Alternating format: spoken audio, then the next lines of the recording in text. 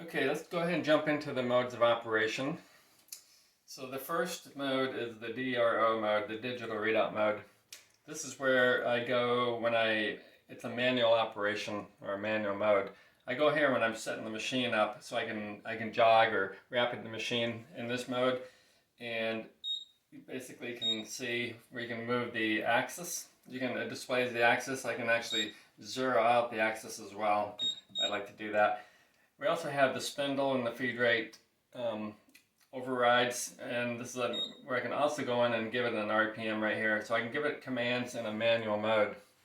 So that's the digital readout mode. The next mode is the programming mode, and in this mode is where you would create the program. And there are a lot of different features and different cycles in this mode. So from drilling to tapping, bolt hole circles, I can create lines and arcs, different profiles. You can see I have a program in here already that has a profile and a pocket and a bolt pattern. You can do face milling and under more, there's thread milling, engraving, a lot of different things that you can do here. So this is where we create the program.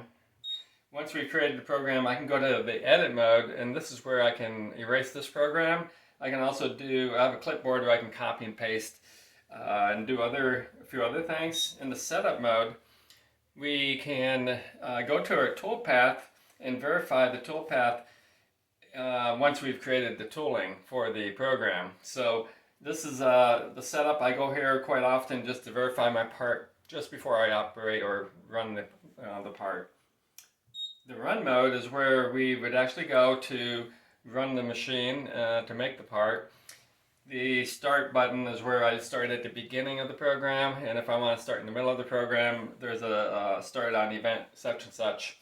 So I can start on a totally different tool. I don't need to start at the beginning of the program. The last mode of operation would be the program in and out mode. This is where I can, the control has USB ports, and it has 4 different ports in the back for a USB or a thumb drive. So this is where we can upload and download programs. I can save them to this drive. Very easy to do. And I can save temporary files. I can create folders, do all sorts of things here. So hopefully this quick overview of the modes is helpful, and thanks again for joining me.